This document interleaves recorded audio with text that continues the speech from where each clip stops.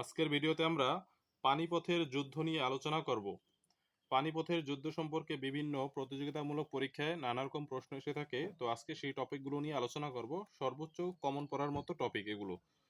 আমরা জানি পানিপথের 3টি যুদ্ধ হয়: প্রথম যুদ্ধ, দ্বিতীয় যুদ্ধ, তৃতীয় যুদ্ধ। পানিপথের প্রথম যুদ্ধটি সংঘটিত হয় 1526 সালে। 1526 সালে দিল্লি সালতানাতের পতন ঘটে।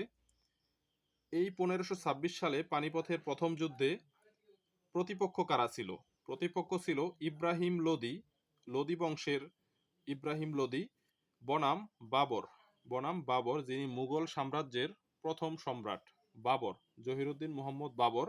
আর ইব্রাহিম লোদি, লোদি বংশের সর্বশেষ সর্বশেষ রাজা ইব্রাহিম লোদি। এই 1526 সালে পানিপথের প্রথম যুদ্ধে বাবর এই ইব্রাহিম লোদিকে পরাজয় করে। তাহলে বাবর জয়ী হয়, ইব্রাহিম লোদি পরাজয় বরণ করে। পরাজয়ের মাধ্যমে লোদি বংশের সমাপ্তি ঘটে এই 1526 সালে, এবং এই 1526 সালেই মুঘল সাম্রাজ্যের প্রতিষ্ঠা লাভ করে। এই যে মুঘল সাম্রাজ্যের প্রতিষ্ঠা লাভ করে। আর মুঘল সাম্রাজ্যের প্রথম সম্রাট ছিলেন জহিরুদ্দিন মোহাম্মদ বাবর। তিনি কত সালে মুঘল সাম্রাজ্য প্রতিষ্ঠা করেন? 1526 সালে। এই যুদ্ধে বাবরের জয় হয়, মুঘল সাম্রাজ্যের প্রতিষ্ঠা হয়। এরপরে আসি পানিপথের দ্বিতীয় যুদ্ধ। এটি সংঘটিত হয় 1556 সালে। এই সালগুলো খুবই গুরুত্বপূর্ণ। প্রতিপক্ষ কারা সেটাও গুরুত্বপূর্ণ, এবং জয়ী কে হয়েছিল সেটাও গুরুত্বপূর্ণ। 1556 সালে পানিপথের দ্বিতীয় যুদ্ধে আকবর বনাম হেমচন্দ্র বিক্রমাদিত্য, সংক্ষেপে হিমু।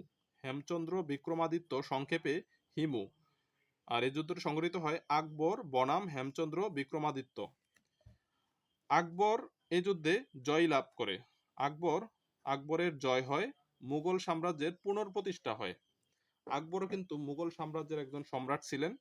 এই পানিপথের দ্বিতীয় যুদ্ধে আকবর এবং হেমচন্দ্রের মধ্যে যে যুদ্ধ হয়, সেখানেও আকবর অর্থাৎ মুঘল সাম্রাজ্যেরই কোনো সম্রাট জয় হয়, ফলে মুঘল সাম্রাজ্যের পুনঃপ্রতিষ্ঠা হয়। পানিপথের তৃতীয় যুদ্ধে সংঘটিত হয় 1761 সালে। পানিপথের তৃতীয় যুদ্ধ 1761 সালে সংঘটিত হয়। এ যুদ্ধটি সংঘটিত হয় আহমদ শাহ আবদালি বনাম মারাঠা সাম্রাজ্য বনাম আহমদ শাহ আবদালি। এই যুদ্ধে, পানিপথের তৃতীয় যুদ্ধে আহমদ শাহ আবদালির জয় হয়। এবং মারাঠাদের পতন ঘটে। তাহলে পানিপথের তৃতীয় যুদ্ধে কাদের পতন ঘটে? উত্তর হবে মারাঠাদের পতন ঘটে।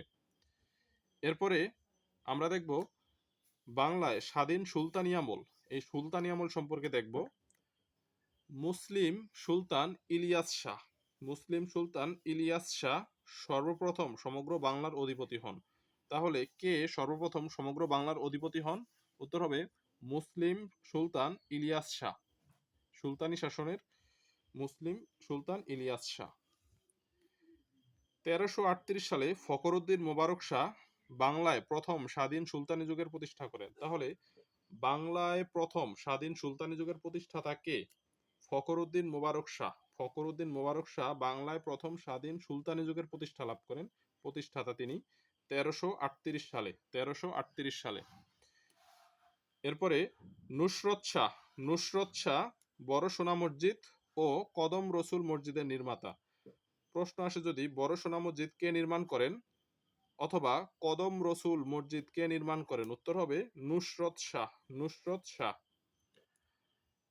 এরপরে ইলিয়াস শাহের উপাধি শাহ ই বাঙ্গালা। এই উপাধিটা মনে রাখতে হবে যে ইলিয়াস শাহের উপাধি কি? উত্তর হবে শাহ ই বাঙ্গালা।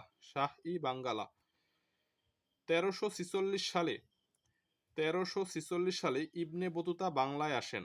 ইবনে বতুতা একজন বিখ্যাত পর্যটক। তিনি 1346 সালে ইবনে বতুতা বাংলায় আসেন, ভ্রমণের জন্য বাংলায় আসেন। বাংলার শ্রেষ্ঠ সুলতান কে? বাংলার শ্রেষ্ঠ সুলতান, এই সুলতানি আমলের শ্রেষ্ঠ সুলতান কে? আলাউদ্দিন হোসেন শাহ বাংলার শ্রেষ্ঠ সুলতান। এটা মনে রাখতে হবে যে সুলতানি আমলের শ্রেষ্ঠ সুলতান কে? উত্তর হবে আলাউদ্দিন হোসেন শাহ। তিনি হুসেন শাহী যুগের শ্রেষ্ঠ শাসক। আলাউদ্দিন হোসেন শাহ। স্বাধীন সুলতানি শাসনের অবসান ঘটে 1538 সালে। তাহলে আমরা দেখতে পারি ফখরুদ্দীন মোবারক শাহ প্রথম স্বাধীন সুলতানি যুগের প্রতিষ্ঠাতা ছিলেন। 1338 সালে তিনি প্রতিষ্ঠা করেন এবং স্বাধীন সুলতানি যুগের অবসান ঘটে 1538 সালে, অর্থাৎ প্রায় 200 বছর সুলতানি আমল স্থায়ী ছিল। আজকের ভিডিও এই পর্যন্তই। সবাইকে ধন্যবাদ। আসসালামু আলাইকুম।